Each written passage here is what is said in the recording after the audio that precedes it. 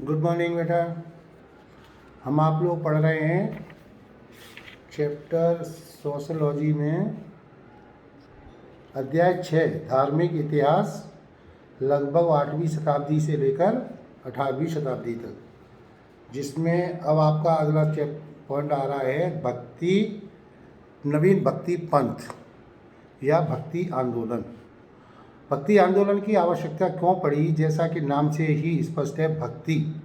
भक्ति किसकी? ईश्वर के प्रति। मध्यकालीन भारतीय समाज में हिंदू धर्म में इतनी रूढ़िवादिता आ गई थी,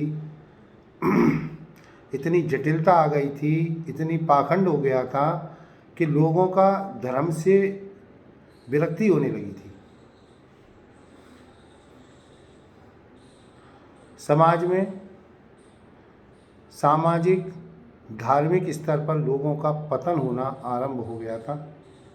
ऐसी विकृत अवस्था को देखकर, इतनी खराब स्थिति को देखकर हमारे समाज में अनेक ऐसे विद्वान हुए, ऐसे भक्ति के प्रचार प्रसार करने वाले विद्वान हुए, विचारक हुए, जिन्होंने समाज में सुधार करने के लिए एक आंदोलन का सूत्रपात किया, जिसे अपन भक्ति आंदोलन के नाम से जानते हैं।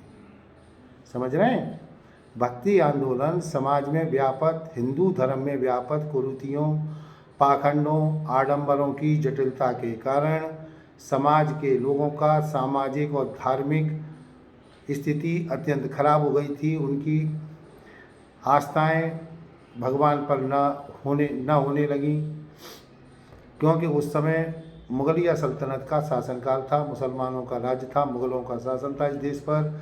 मुगल अपने धर्म का प्रचार ज़्यादा से ज़्यादा कर रहे थे। हिंदुओं को ज़बरदस्ती इस्लाम धर्म अपनाने के लिए मजबूर किया जा रहा था, और हिंदू धर्म के जो मंदिर थे, देवी देवता थे, उनको विखंडित किया जा रहा था, मंदिर तोड़े जा रहे थे। ऐसी स्थिति में समाज में धार्मिक और सामाजिक रूप से काफ़ी उथल पुथल की स्थिति थी। इस स्थिति से उबारने के लिए हमारे समाज के अनेक हिंदू विद्वानों एवं विचारकों द्वारा समाज में पुनः सामाजिक और धार्मिक क्रियाकलापों की स्थापना करने हेतु भक्ति आंदोलन का सूत्रपात, भक्ति आंदोलन प्रारंभ हुआ। अब भक्ति आंदोलन प्रारंभ होने के कारण क्या थे, वो आप नोट करें। भक्ति आंदोलन की उत्पत्ति के कारण, नंबर 1, हिंदू धर्म का जटिल होना। जैसा कि मैंने आपको बताया है, सनातन काल में हिंदू धर्म का स्वरूप इतना अत्यंत जटिल और कठिन हो गया था। यज्ञ, कर्मकांड, पूजा पाठ, उपवास आदि धार्मिक क्रियाकलापों की जटिलताओं के कारण सर्वसाधारण जनता इन्हें सरलता से निभा नहीं पा रही थी, जबकि भक्ति मार्ग जो था वो अत्यंत सरल था, जटिलता से रहित था। इसलिए जनमानस ने इस भक्ति आंदोलन को स्वीकार किया, जिससे इसकी लोकप्रियता दिन पर दिन बढ़ती गई। पहला कारण ये था। दूसरा, दीर्घकालीन पराधीनता। जैसा कि आप जानते हैं कि सन 800 या 900 ईसा पूर्व से 900 ईस्वी से हमारे देश पर विदेशी आक्रांताओं ने आक्रमण करना आरंभ कर दिया था, जिसके कारण धीरे धीरे देश गुलाम होता चला गया। जो विदेशी आक्रांता आए, उन्होंने अपने धर्म का प्रचार प्रसार किया, भारतीय हिंदू धर्म को खंडित करने का, उसका उपवास उड़ाने का उन्होंने प्रयास किया। ज़्यादा से ज़्यादा लोगों को इस्लाम धर्म अपनाने के लिए मजबूर किया गया। तो दीर्घकालीन जो पराधीनता चली आ रही थी इतने समय से, उससे लोगों के मन में एक अविश्वास की भावना धर्म के प्रति होती चली जा रही थी। इसलिए मनुष्य है ना, मानसिक तनाव से मुक्ति पाने के लिए हिंदू ईश्वर की भक्ति में लीन होना शुरू कर दिया उन्होंने। वास्तव में जब मनुष्य को मानवीय सहारे की आशा नहीं रहती, तब वे ईश्वर की शरण में होने का प्रयास करता है, ईश्वर की शरण में जाने का प्रयास करता है कि अब तो जो कुछ भी है मेरे ईश्वर ही हैं, वही मेरा अच्छा या बुरा करेंगे। तीसरा आता है क्रियात्मक शक्ति के नियोजन की आवश्यकता। दीर्घकाल तक पराधीनता रहने के कारण हिंदुओं में कर्मशीलता दिन पर दिन नष्ट होती चली जा रही थी तथा वे निष्क्रिय जीवन व्यतीत करने लगे थे। ऐसी स्थिति में ईश्वर की भक्ति में लीन होकर वे क्रियाशील का अनुभव करने लगे, क्रियाशीलता उनके अंदर आने लगी। उससे पहले वो निष्क्रिय होते चले जा रहे थे। जाति व्यवस्था का जटिल होना, चौथा पॉइंट है। मध्यकाल तक आते आते भारतीय समाज में जाति व्यवस्था बहुत जटिल स्थिति पर पहुंच चुकी थी।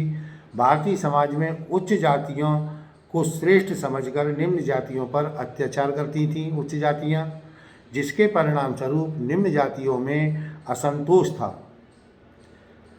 लेकिन भक्ति आंदोलन ने उनके रास्ते खोल दिए। इस आंदोलन ने जाति प्रथा तथा ऊंच नीच की भावना का विरोध किया।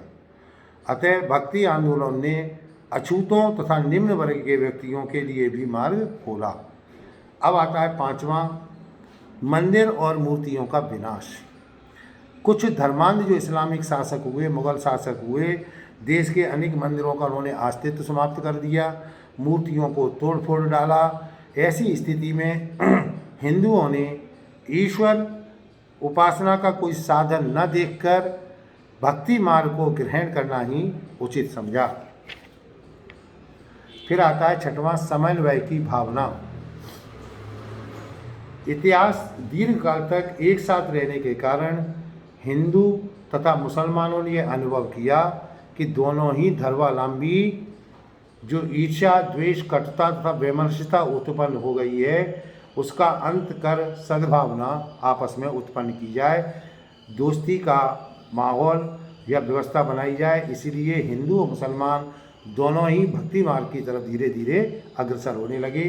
तो ये कारण थे प्रमुख भक्ति आंदोलन के उत्पन्न होने के। भक्ति आंदोलन की शिक्षाएं या विशेषताएं क्या क्या हैं? भक्ति आंदोलन की विशेषताएं निम्नलिखित हैं। नंबर 1, आडंबरों की उपेक्षा की इसने तथा सच्ची भक्ति पर बल दिया। क्या हुआ? आडंबर जो चले आ रहे थे, पाखंड, आडंबर, उनका उपेक्षा की और सच्ची भक्ति पर उन्होंने बल दिया। भक्ति आंदोलन का स्वरूप अत्यंत सरल तथा आडंबरहीन था। इसमें परंपरागत रूप से चले आ रहे अंधविश्वासों तथा कर्मकांडों का तनिक भी स्थान नहीं दिया गया था। भक्ति आंदोलन के जो संतों थे उनका कहना था कि ईश्वर का वास हृदय में होता है, ना कि मंदिरों में या तीर्थ स्थानों में। इस संबंध में संत कबीर का कहना था, तेरा साईं तुझ में ज्यों पुहपन में वास, कस्तूरी का मृग ज्यों फिर ढूंढे घास। कहने का तात्पर्य कि इंसान का ईश्वर उसके अंदर हृदय में वास करता है, उसे कहीं ढूंढने की आवश्यकता नहीं है। जैसे हिरन जो होता है वो कस्तूरी की सुगंध में चारों तरफ दौड़ लगाता रहता है, जबकि कस्तूरी स्वयं उसके अंदर होती है, उसकी नाभि में होती है, जिसकी उसे सुगंध आती है। उस सुगंध के कारण वो जगह जगह भटकता रहता है, भागता रहता है, जबकि उसको इस चीज़ का पता ही नहीं है कि वो नाभि में उसके कस्तूरी है। तो इस तरह से कबीरदास जी ने इस चीज़ को स्पष्ट किया। इसी प्रकार वे आगे भी कहते हैं, मूड़ मुड़ाए हरि मिले, सब कोई लेह मुड़ाए, बार बार के मूड़ ने भेड़ न बैकुंठ जाए। उनका कहना तात्पर्य यह था कि मूड़ मुड़ाए मतलब सिर से बाल गुटवा लो, बाल हटवा लो, गंजे हो जाओ, तो सबको यही काम करने लगेगा। लेकिन इससे क्या होगा? बार बार के सिर मुड़ाने से या बाल हटवाने से भेड़ भी वैकुंठ को नहीं जा सकती। अगर भेड़ के बाल पूरे जैसे बार बार निकाले जाते हैं उपयोग करने के लिए, जैसा कि आप जानते हैं कि भेड़ से बालों से कपड़े बनते हैं, बड़े बड़े कीमती कपड़े बनाए जाते हैं जो ठंड के दिनों में पहने जाते हैं। तो भेड़ के शरीर से पूरे बाल निकाल लिए जाते हैं। उसी तरीके से हिंदू धर्म में कुछ लोगों ने सिर को बाल हटाना शुरू कर दिया। तो उनका कहने का तात्पर्य था कि बाल हटाने से या सिर मुड़वाने से कोई वैकुंठ को नहीं जाता। अगर ऐसे जा रहा होता तो भेड़ तो सबसे पहले वैकुंठ को जाती। तो उन्होंने इस तरह के जो उदाहरण समाज के सामने प्रस्तुत किए। पहला था आडंबरों की उपेक्षा तथा सच्ची भक्ति पर उन्होंने बल दिया। दूसरा था एकेश्वरवाद में आस्था। भक्ति आंदोलन के जो प्रणेता थे उनका मानना था, उनका क्या मानना था कि संसार में सर्वशक्तिमान और सर्वोपरि ईश्वर एक है। इन लोगों में कुछ राम के भक्त थे, कुछ कृष्ण के भक्त थे, किंतु वे राम और कृष्ण में कोई भेद नहीं मानते थे। भक्ति आंदोलन के प्रणेता सच्चे एकेश्वरवादी थे। वे हिंदुओं के ईश्वर तथा मुसलमानों के खुदा में कोई अंतर नहीं मानते थे। उनका कहना था कि जैसे उस समय आपको ध्यान होगा साईं बाबा हुए, साईं बाबा का एक ही वाक्य था, सबका मालिक एक। उसी तरीके से सबका ईश्वर एक, चाहे वो ईसाई धर्म हो, चाहे अल्लाह हो, इस्लाम धर्म हो, हिंदू धर्म हो, जैन धर्म हो, बौद्ध धर्म हो। उनका कहने का तात्पर्य था कि एकेश्वरवाद, एक ही ईश्वर में उनकी आस्था थी। किनकी? भक्ति आंदोलन के जो विचारक या विद्वान थे। ईश्वर के प्रति अपार प्रेम पर बल। उन्होंने भक्ति आंदोलन के जो विचारक थे उन्होंने ईश्वर के प्रति अपार प्रेम प्रकट किया और ये स्वीकार किया कि वही सर्वशक्तिमान है, वही पूरी सृष्टि का रचयिता है, वही पूरी सृष्टि को चलाने वाला है तथा उसी की सेवा करने से, उसी की आराधना करने से आपको भक्ति तथा ज्ञान के द्वारा मोक्ष की प्राप्ति हो सकती है। और ईश्वर के द्वारा अटूट प्रेम ही के द्वारा हो सकती, जो ईश्वर के द्वारा अटूट प्रेम से ही आपको प्राप्त होगी। हृदय की स्वच्छता पर बल। उन सभी का कहना था भक्ति आंदोलन के प्रणेताओं का कि हृदय से आप स्वच्छ होना चाहिए। जो भी बोलें सत्य बोलें, सत्य के अलावा नहीं बोलें। मानवता के प्रति प्रेम रखें, सभी जीव जंतुओं से प्यार करें, प्रेम करें, यही सृष्टि का नियम है। तो मानवता पर उन्होंने हृदय की स्वच्छता पर बल दिया। हृदय स्वच्छ रखोगे तो ईश्वर भी आपके साथ अच्छा ही करेगा। हृदय में अगर कपट है तो आपके साथ कभी भी अच्छा नहीं हो सकता। जाति प्रथा का विरोध, जैसा कि मैंने शुरू में भी बताया, इस भक्ति आंदोलन के जो विचारकों ने समाज में व्यापक उच्च निम्न जाति जो व्यवस्था थी उसका विरोध किया। उनका कहना था कि सभी ईश्वर की संतान हैं, सभी एक समान हैं, किसी में किसी जाति के आधार पर कोई भेदभाव नहीं किया जाना चाहिए। जब उच्च जाति के लोग निम्न जाति पर अत्याचार करते थे तो निम्न जाति के लोगों ने दिन पर दिन भक्ति आंदोलन के प्रति अपना समर्थन दिया, उनसे अपन को प्रेरणा प्राप्त की। क्यों? क्योंकि भक्ति आंदोलन ऊंच नीच की भावना पर विश्वास नहीं करता था या जाति प्रथा की भावना पर विश्वास नहीं करता था। अब देखो यहाँ पर एक इस संदर्भ में कबीर ने फिर कहा था, यहाँ पे जाति पात पूछे नहीं कोई, हरिको भजय से हरिका हुई। अगर कोई ठाकुर जी का ईश्वर का भजन कर रहा है तो वो उसकी भजन उसका पूर्ण है, चाहे वो किसी भी जाति का हो। कोई नहीं पूछता कि आप किस जाति के हो, भगवान का भजन कर रहे हैं। जो भगवान का भजन करेगा वो भगवान को प्राप्त करेगा। इसका उदाहरण आपको रामायण में भी बहुत जगह मिलता है। सबरी थी, सबरी भगवान के लिए कितने सालों उसने तपस्या की। भगवान को उसने अपने बेर खिलवाए, मुंह से बेर चखकर देखती थी, फिर भगवान को देती थी कि मीठे मीठे बेर भगवान को दें, खट्टे फेंक दें। तो सबरी भी एक आदिवासी समुदाय की थी, लेकिन भगवान की परम भक्त थी। भगवान ने उसको हृदय से लगाया, उसको माँ पुकारा, उसके चरणों का स्पर्श किया। तो ईश्वर के यहाँ कोई जाति व्यवस्था नहीं होती, कोई ऊंच नीच नहीं होती, सभी मनुष्य एक समान होते हैं। संत कबीर के समान ही गुरु नानक जी ने भी जाति प्रथा का विरोध किया था। उनका कहना था, क्या कहना था?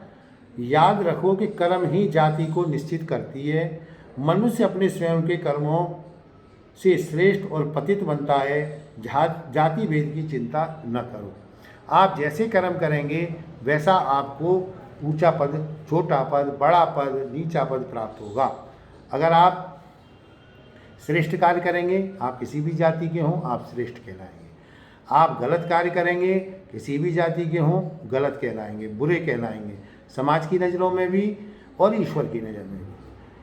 अब पांचवा आता है हिंदू मुस्लिम एकता पर बल। इस समय भक्ति आंदोलन के जो विद्वान हुए, प्रचारक हुए, उन्होंने हिंदू और मुसलमानों की दोनों की एकता पर बल दिया। उनका कहना था कि आप भाई भाई हैं, एक साथ रहते हैं, आप आपस की द्वेषता और जो आपके अंदर कटुता की भावना आपस में भरी हुई है उसको समाप्त करें और एकता पर बल दिया। संत कबीर ने हिंदू और मुसलमानों की धार्मिक कट्टरता को समाप्त करने के लिए दोनों की ही आलोचना की थी। उन्होंने क्या कहा, अरे इन दोउन राह न पाई, हिंदुन की हिंदुआई देखी, तुर्कन की तुर्काई। कबीरदास जी कहते हैं, अरे इन दोउन राह न पाई, इन दोनों ने किसी ने भी राह नहीं पाई। हिंदुओं ने हिंदुआई दिखाई और तुर्कों ने तुर्काई दिखाई। संत कबीर हिंदू और मुसलमान दोनों की एकता पर विशेष बल देते थे। उनके हिंदू और मुसलमान दोनों ही तरह के शिष्य थे। संत कबीर के समान ही गुरु नानक जी ने भी हिंदू मुस्लिम एकता के समर्थक थे। वे दोनों को एक पिता परमेश्वर की सत्ता मानते थे। उनका कहना था, बंदे एक खुदाई दे हिंदू मुसलमान, दावा राम रसूल कर लड़ दें बेईमान। इसी प्रकार भक्ति आंदोलन के एक बहुत बड़े विद्वान हुए संत रैदास, इन्होंने भी हिंदू मुस्लिम एकता के ये पक्षपाती थे। संत चैतन्य महाप्रभु, संत नामदेव के शिष्यों में भी हिंदुओं के साथ साथ मुसलमान शिष्य भी थे। अब सातवां आता है भक्ति आंदोलन की विशेषता में जन भाषा का प्रयोग। भक्ति आंदोलन के जो संत हुए, अपने अपने उपदेश उन्होंने अपनी अपनी जन भाषा में दिए। संतों ने संस्कृत भाषा के स्थान पर हिंदी में, जो हिंदी भाषी क्षेत्र के थे उन्होंने हिंदी में, मराठी क्षेत्र के थे मराठी में, पंजाबी क्षेत्र के थे उन्होंने पंजाबी में, गुजराती थे तो उन्होंने गुजराती में, तथा बंगाली आदि भाषाओं में जो जहाँ का था उन्होंने अपनी स्थानीय भाषा में अपने उपदेश दिए, जिससे कि जनमानस उसको भली भांति समझ सके। जन साधारण की जब भाषा का उन्होंने प्रयोग किया तो जिसके परिणाम स्वरूप भक्ति आंदोलन के सिद्धांतों का प्रचार प्रसार बड़ी तेज गति से होने लगा। अब भक्ति आंदोलन के प्रमुख संत कौन कौन से हुए? नंबर 1 रामानुजाचार्य। ये छोटे छोटे जो संत हैं इनके बारे में थोड़ा थोड़ा आप पढ़ना, तो अगर ये टिप्पणी में आता है, निम्नलिखित में से टिप्पणी लिखिए या जीवन परिचय लिखिए या इनका योगदान बताइए। तो रामानुजाचार्य हुए, रामानंद हुए, संत कबीर हुए, तो इनके बारे में 2-2, 3-3 लाइनें इसमें से पढ़ना कि इनका जन्म कहाँ हुआ था। जैसे रामानुजाचार्य जो भक्ति आंदोलन के प्रमुख प्रचारक थे, इनका जन्म मद्रास में आधुनिक आंध्र प्रदेश के तिरुपति नामक स्थान पर हुआ था। इनका विश्वास था कि समस्त बातों से ध्यान हटाकर ईश्वर की भक्ति करने से मोक्ष की प्राप्ति हो सकती है। शंकराचार्य ने कठिन अद्वैतवाद का भी इन्होंने खंडन किया था तथा विशिष्ट द्वैत का इन्होंने प्रतिपादन किया। उसी तरीके से संत रामानंद वैष्णव धर्मोपदेशक थे। उत्तर भारत में भक्ति आंदोलन को प्रसारित करने का श्रेय इन्हीं को है। इनका जन्म 1299 ईस्वी में प्रयाग के कान्यकुब्ज ब्राह्मण परिवार में हुआ था। रामानंद जी का इनकी शिक्षा बनारस में हुई। संत रामानंद ने भी आचार्य रामानुज की भांति मोक्ष को एकमात्र साधन के रूप में स्वीकार किया। संत कबीर का जन्म के विषय में मतभेद आते हैं, किंतु प्राय संवत 1398 ईस्वी में इनका जन्म माना जाता है। संत कबीर का जन्म एक विधवा ब्राह्मण के यहाँ हुआ था, ब्राह्मणी के यहाँ हुआ था। लोक लाज के भय से उसने नवजात शिशु को वाराणसी में लहर तारा के पास एक तालाब के किनारे छोड़ दिया था। वहाँ से निसंतान जुलाहा नीरू तथा उसकी पत्नी नीमा उसे उठा लाए और उसका नाम कबीर रखा। इस प्रकार कबीर का प्रारंभिक जीवन एक मुस्लिम परिवार में व्यतीत हुआ, लेकिन संत कबीर ने स्वयं को हिंदू मुस्लिम से परे रखकर एक योगी कहा। अपने को क्या कहा? एक योगी कहा। संत कबीर की शिक्षा दीक्षा किसी संस्था में नहीं हुई। उन्होंने स्वयं इस बात को कई स्थानों पर कहा है। क्या कहा है? मांस कागज छुओ नहीं, कलम गहो नहीं हाथ। मैंने अपने हाथ में कभी कागज नहीं छुआ, कभी कलम नहीं गई। उन्होंने कहा इस बात को। संत कबीर को संतों की संगति प्राप्त हुई। कबीर के गुरु संत रामानंद थे, जो पहले शुरू में मैं बता चुका हूँ। कबीर अपने गुरु रामानंद से बहुत अधिक प्रभावित थे। रामानंद ने उन्हें राम भक्ति का मंत्र दिया तथा हिंदू धर्म दर्शन की शिक्षा संबंधी ज्ञान प्रदान किया। अब इसमें संत कबीर का ये मानना था कि यदि विचार शुद्ध व पवित्र नहीं है तो धर्म भी पवित्र नहीं हो सकता। उन्होंने हिंदुओं की मूर्ति पूजा, नित्य स्नान आदि को व्यर्थ कहा। व्यर्थ कहा मतलब बेकार कहा। इस संदर्भ में उन्होंने एक चौपाई लिखी। क्या लिखते हैं वो? पाहन पूजे हरि मिले तो मैं पूजूं पहाड़, ताते यह चाकी बली, पीस पीस खाए संसार। नाए धोए क्या भला, जो मन का मैल न जाए, मीन सदा जल में रहे, धोए वास न जाए। कहने का तात्पर्य, नहाने धोने से क्या भला है बताइए आप। जो मन का मैल जिसने नहीं धोया वो ऊपर तन को धो ले, उससे कोई फर्क नहीं पड़ता। जैसे कि मछली सदा जल में रहती है लेकिन उसके अंदर से बदबू आती है। अगर वो सदा जल में रहती तो पवित्र हुई है, वो तो अपवित्र हो ही नहीं सकती, लेकिन फिर भी उसमें से बदबू आती है। अब वो शुरू में क्या कहा? पाहन पूजे हरि मिले। अगर मैं पैर पूजने से मुझे हरि मिल जाते हैं, मंदिर में पूजा करने से मुझे हरि मिल जाते हैं, तो मैं पूजूं पहाड़, तो मैं पहाड़ को ही पूजने लगता हूँ।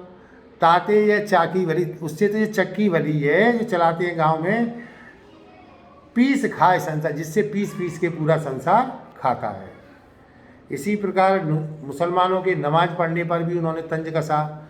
हज यात्रा पर भी व्यंग करते हुए उन्होंने कहा कि कांकर पाथर जोर के मस्जिद लई बनाए चुनाए, बाचड़ मुल्ला बांग दे, क्या बेरा बयास दु खुदाए। उन्होंने कहा कि कांकर कंकड़ पत्थर जोड़ के तो मस्जिद तो नहीं बनाए, मस्जिद तो आपने बना ली, अब बाचड़ मुल्ला बांग दे, अब उसके ऊपर चढ़ के मुल्ला मतलब मुसलमान जो होते हैं वो सुबह ही जाके अपनी जो प्रार्थना करते हैं, नमाज करते हैं, तो सुबह तेज लाउड स्पीकर बजता है दिन में 5 बार नमाज का। तो मुझे कहते हैं कि क्या तुम्हारा खुदा बहरा है जो उसको आप नमाज मतलब लाउड स्पीकर से पढ़ा रहे हो या उसका स्मरण कर रहे हो लाउड स्पीकर से। तो इस तरह उन्होंने समाज में जो चली आ रही कुरीतियाँ थी उन पर कठोराघात किया। उन अंधविश्वासों को उन्होंने तोड़ने का, आडंबरों को तोड़ने का प्रयास किया इन सभी संतों ने। फिर इसी के संत के साथ एक और संत हुए चैतन्य महाप्रभु। चैतन्य महाप्रभु बंगाल से थे। जैसा कि आप सभी जानते हैं, अभी आप वृंदावन जाते हैं तो वृंदावन में वहाँ पर एक अंग्रेज का मंदिर मिलता है। जो वृंदावन गया है उसने अंग्रेजों का मंदिर देखा होगा। तो उन्होंने भगवान कृष्ण के भी परम भक्त थे। तो चैतन्य महाप्रभु ने इसी तरीके से देश विदेश में भगवान कृष्ण की लीलाओं का वर्णन किया। उनके जब अनुयायी हुए, उनके जो शिष्य हुए, उनके सहायता से उन्होंने जगह जगह भगवान कृष्ण के मंदिरों की स्थापना करी। उनके विदेशों में भी, बहुत से विदेशों में जगह जगह चैतन्य महाप्रभु के द्वारा बनवाए गए मंदिर आज भी विराजमान हैं। और आज भी अंग्रेज सबसे ज़्यादा अगर भक्ति किसी की करते हैं तो भगवान कृष्ण की करते हैं। इनका जन्म, चैतन्य महाप्रभु का जन्म 1486 ईस्वी में नदिया जिले के मायापुर गांव में हुआ। इनके पिता का नाम जगन्नाथ मिश्र तथा माता का नाम सची देवी था। चैतन्य बालावस्था से ही अध्ययन में काफ़ी कुशाग्र बुद्धि के बालक थे। अल्प समय में ही उन्होंने व्याकरण, स्मृति, न्याय दर्शन में विशेष योग्यता प्राप्त की। लगभग 22 वर्ष की अवस्था में वे सन्यासी हो गए। वे बंगाल में भक्ति आंदोलन का प्रसार करने वाले प्रमुख संत थे। कबीर की भांति ही चैतन्य महाप्रभु का भी प्रमुख उद्देश्य सामाजिक असमानता को दूर करना था। फिर हुए गुरु नानक। ऐसे मतलब इनके बारे में थोड़ा थोड़ा बेटा पढ़ लेना, पूछा जाता है वहाँ पर टिप्पणियों में या विवरण पूछा जाता है तो थोड़ा आपको 10-10 लाइनें इनके बारे में, जैसे इनका जन्म कहाँ हुआ, कौन से संत थे, माता पिता कौन थे, हैं किस प्रदेश में हुआ। गुरु नानक का जन्म 1469 ईस्वी में कार्तिक पूर्णिमा को पंजाब के गुजरांवाला ज़िले में रावी नदी के किनारे स्थित तलवंडी नामक गांव में हुआ। अभी 30 तारीख को आपको ध्यान होगा गुरु पूर्णिमा निकली है, वो गुरु नानक जी का जन्मदिन के रूप में ही मनाई जाती है। देखो इसमें लिख रहे हैं ना कार्तिक पूर्णिमा, कार्तिक की पूर्णिमा भी निकली 30 तारीख को। इसी दिन वो पूर्णिमा जो मनाई जाती है कार्तिक वाली, वो गुरु नानक जी के जन्मदिन के लिए ही मनाई जाती है। तो इनका कहाँ हुआ? तलवंडी नामक गांव में हुआ। इनके पिता का नाम मेहता कालू चंद था। बाल्यावस्था में पिता ने इन्हें हिंदी, संस्कृत तथा फारसी की शिक्षा दी थी। बाल्यकाल से ही इनमें अपूर्व साधु वृत्ति थी। वे जन्मजात बैरागी, भक्ति एवं ज्ञानी थे। गुरु नानक जी का एक ही उद्देश्य था, ईश्वर की मान्यता के आधार पर हिंदू धर्म में सुधार करना और हिंदू मुसलमानों के मध्य मैत्रीपूर्ण संबंध स्थापित करना। उनका उद्देश्य कोई नया धर्म चलाना नहीं था। उनके जीवन काल में सिख धर्म कोई अलग धर्म न होकर हिंदू धर्म का ही एक शाखा थी। फिर हुए श्री बद्ध वल्लभाचार्य जी का जन्म 1469 ईस्वी में चंपारण में हुआ। चंपारण कहाँ आता है? बिहार में। आप इतिहास के स्टूडेंट हैं, मालूम होना चाहिए आपको। इनके पिता का नाम लक्ष्मण भट्ट तथा माता का नाम यल मगरू था। श्री वल्लभाचार्य जी की शिक्षा वाराणसी के प्रकांड विद्वानों के नेतृत्व में हुई। अल्पकाल में ही उन्होंने चारों वेद, भारतीय दर्शन की 16 विधियों के अतिरिक्त शंकराचार्य, रामानुजाचार्य, माधवाचार्य तथा निम्बार्क के दार्शनिक विचारों का इन्होंने अध्ययन किया। मीराबाई, सुना होगा आपने मीराबाई। मीराबाई की गणना 16वीं शताब्दी के प्रमुख संतों में की जाती है। मीराबाई मेवाड़ के राजा रतन सिंह राठौर की इकलौती संतान थी। मीराबाई का जन्म 1498 ईस्वी में मेड़ता जिले के कुदकी गांव में हुआ था। वे बचपन से ही अत्यंत धार्मिक प्रवृत्ति की थी और कृष्ण भगवान की अनन्य भक्त थी। 1516 में उनका विवाह उनकी इच्छा के विपरीत राणा सांगा के ज्येष्ठ पुत्र युवराज भोजराज के साथ हुआ था। विवाह के पश्चात मीराबाई ने पत्नी और मां के परंपरागत दायित्वों को निभाने से इनकार कर दिया। उन्होंने विष्णु के अवतार श्री कृष्ण भगवान को अपना एकमात्र पति के रूप में स्वीकार किया। भोजराज की शीघ्र मृत्यु हो जाने के कारण मीराबाई युवावस्था में ही विधवा हो गई थी। पति की मृत्यु के पश्चात उन्होंने अपना जीवन कृष्ण भक्ति में ही समर्पित कर दिया। मीराबाई के ससुराल वाले उनके क्रियाकलापों से प्रसन्न नहीं थे। उन्होंने मीराबाई को विष देकर मारने का भी प्रयास किया, लेकिन वे सफल नहीं हो पाए।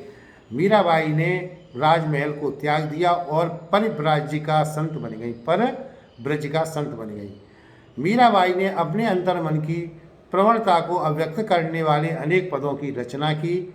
उनके द्वारा सभी पद ब्रज भाषा, राजस्थानी और गुजराती भाषा में रचे गए। मीराबाई ने अपने सभी पद अपने आराध्य देव श्री कृष्ण जी को समर्पित किए। तो कहने का तात्पर्य आपको जो थोड़ी थोड़ी इनके बारे में जानकारी होना चाहिए। धलना, 8वां नंबर आता है धलना। धलना का जन्म 1415 में एक जाट परिवार में हुआ था। वे राजपूताना से वाराणसी आए, रामानंद के शिष्य बन गए थे। इन्होंने अपने साधारण गीतों के माध्यम से समाज को सुधारने का प्रयत्न किया। कबीर तथा अन्य लोगों की कथाओं से प्रभावित होकर इन्होंने भी भक्ति साधना का मार्ग ग्रहण किया। रैदास का भी बड़ा महत्वपूर्ण स्थान है भक्ति आंदोलन में। रैदास का जन्म चर्मकार परिवार में हुआ था। वे जूते बनाकर अपना जीविकोपार्जन करते थे। कालांतर में वे बहुत बड़े महात्मा हुए। सात्विक जीवन और विश्व प्रेम उनकी रचनाओं की विशेषता थी। मीराबाई ने इन्हें अपना गुरु स्वीकार किया था। किसको? रैदास जी को। रैदास जी जूते बनाते थे तो भगवान का नाम लेते रहते थे। तो आप लोगों ने शायद देखा नहीं है, जब जूता बनाते हैं तो जूता बनाने के साथ साथ जो उस्तरा होता है ना, उसको जो चमड़े को काटने के लिए उसको पानी में डुबोना पड़ता है। तो एक पानी कठौती बनी रहती है पत्थर की। तो जब वो उसको यूँ करके पत्थर से पानी लगाकर चमड़े पे यों यों किया जाता जिससे चमड़ा आसानी से कटता था। तो जी बैठ के वहाँ पर बनाते थे। तो एक दिन भगवान का नाम लेते रहते थे। एक दिन गंगा जी, बनारस की बात है, गंगा जी पर एक पंडित जी जा रहे थे नहाने के लिए। उनने पूछा, पंडित जी प्रणाम, कि हाँ बेटा खुश रहो, कहाँ जा रहे हो? पूछा रैदास जी ने, तो कहता मैं तो गंगा जी नहाने जा रहा हूँ। रैदास जी ने कहा जाओ नहाया, हम तो, हमारी गंगा जी तो यहीं है, ऐसे बोल दिया उन्होंने जब बोल दिया तो उनको बड़ा आश्चर्य हुआ। उन्हें कैसे कैसे? तो उनने, रैदास जी ने कहा कि मन चंगा तो कटौती में गंगा, ऐसे उन्होंने बोला।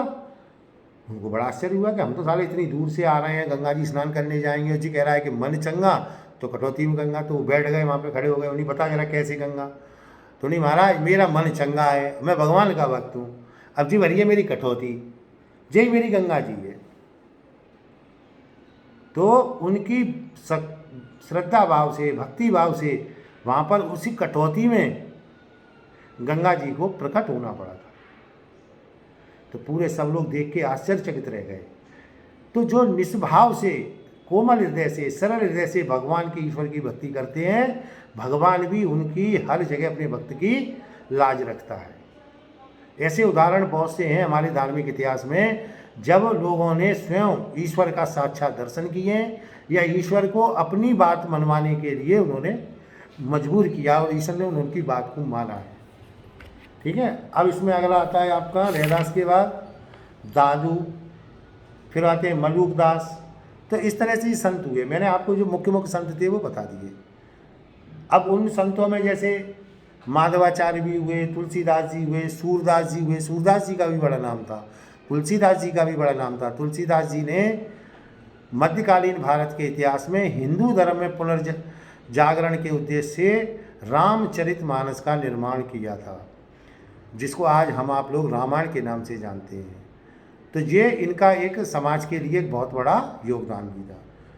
अब जैसे आपका हुआ सूरदास जी। सूरदास जी आपको मालूम है जन्म से अंधे थे, लेकिन हमेशा भगवान के भजन ही गाते रहते थे, भगवान के कार्य करते रहते थे। तो भगवान ने उनको दर्शन दिए। भक्तों को हमेशा भगवान ने दर्शन दिए हैं, उनको कृतार्थ किया है, बशर्ते आपकी पूजा पाठ निष्काम भाव से हो, सरल हृदय से हो, मन में किसी के प्रति कपट ना रखते हुए, अच्छे कार्य करते हुए ईश्वर की भक्ति करें, तो तभी वो सफल होती है। नामदेव, निम्बार्क आदि ये सुधारक भारतीय समाज में हिंदू मुस्लिम समन्वय के समर्थक थे तथा जातिवाद व आडंबरों के विरोधी थे। अब भक्ति आंदोलन का प्रभाव क्या पड़ा, ये भी इम्पोर्टेंट क्वेश्चन है। भक्ति आंदोलन के प्रभाव बताइए। नंबर 1, हिंदुओं में आशा तथा साहस का संचार हुआ। भक्ति आंदोलन के कारण हिंदुओं में एक नवजीवन का, कर्मशीलता का, आशा का संचार होने लगा। उससे पहले वो निष्क्रिय हो गए थे, धर्म के प्रति उनमें विरक्ति हो गई थी। मुसलमानों के अत्याचारों में कमी आई। नंबर 2, तो कैसे कमी आई? इन संतों ने सभी ने यही कहा कि हिंदू मुस्लिम सिख, हिंदू मुस्लिम भाई भाई, ये पैगाम जब संतों के द्वारा समाज में दिया जाने लगा तो कहीं ना कहीं मुसलमानों द्वारा हिंदुओं पर अत्याचारों में कमी आई और दोनों में मेल मिलाप भी बढ़ने लगा। बाहरी आडंबरों में कमी, जो हिंदू रीति रिवाजों में आडंबर चले आ रहे थे, लोगों ने उनको मानने से अस्वीकार कर दिया। इन संतों ने उन सब आडंबरों को से दूर रहने को कहा और एक ईश्वर की भक्ति करने के लिए लोगों को प्रेरित किया। तो बाहरी आडंबर की कमी होने लगी उनमें, मतलब उनको कोई अब मानता भी नहीं था। वर्गीयता तथा संकीर्णता पर आघात। भक्ति आंदोलन के जो संत थे उन्होंने ऊंच नीच, छुआछूत के भेदभाव को दूर करने के बहुत से प्रयत्न किए, जिसके परिणाम स्वरूप समाज में व्याप्त वर्गीयता, वर्ग और संकीर्णता को आघात लगा। वो धीरे धीरे कम होने लगा, लोगों ने उसको मानना कम कर दिया। सामाजिक सद्भावना का विकास हुआ। भक्ति आंदोलन के संतों द्वारा प्रवाहित प्रेम वाणी से समाज में सौम्यता, सौजन्यता और सद्भावना का विकास होने लगा। छठवां, आत्मगौरव एवं राष्ट्र भावना का भी प्रादुर्भाव हुआ। भक्ति आंदोलन के संतों की ओजस्वी वाणी ने मनुष्य में आत्मगौरव, राष्ट्र भावना का संचार किया, जिसके परिणाम स्वरूप कालांतर में महाराष्ट्र, पंजाब आदि में राष्ट्रीय आंदोलनों का प्रादुर्भाव हुआ। राष्ट्रीय इनके जब भक्ति आंदोलन के संत थे, इनकी वाणी और सरल हृदयता देख देख कर लोगों में राष्ट्र के प्रति प्रेम जागृत होने लगा। तो कुछ जगहों पर आगे चलकर राष्ट्रीय आंदोलन होना प्रारंभ हो गए जो सरकार थी उसके विरुद्ध। प्रांतीय भाषाओं का विकास हुआ। जैसा कि मैंने आपको बताया है कि जो संत जहाँ का था उसने अपनी ही मातृभाषा में अपने विचार प्रकट किए, अपनी धार्मिक भावनाएं प्रकट की, जिससे कि जनमानस में आसानी से उनको समझने की शक्ति मिली। और जब लोगों ने उसको समझा अपनी मातृभाषा में तो उसको मानना भी शुरू कर दिया। इस तरह से इस भक्ति आंदोलन ने मध्यकालीन भारत के इतिहास में इनका एक महत्वपूर्ण योगदान है। ये एक बहुत इम्पोर्टेंट टॉपिक था पूरा, आप इसको अच्छे से करें, इसमें से एग्ज़ाम में से इसमें से क्वेश्चन आते हैं। तो बेटा अब ये आपका सोशियोलॉजी का अध्याय 6 पूरा हो गया। अब आपके इसमें दिए हुए question answer fill in the blanks आप लोग करें, ठीक है। अब आगे का चैप्टर में फिर अब दूसरे इतिहास की जगह मैं किसी और बुक को पढ़ाऊँगा, ठीक है बेटा, ओके।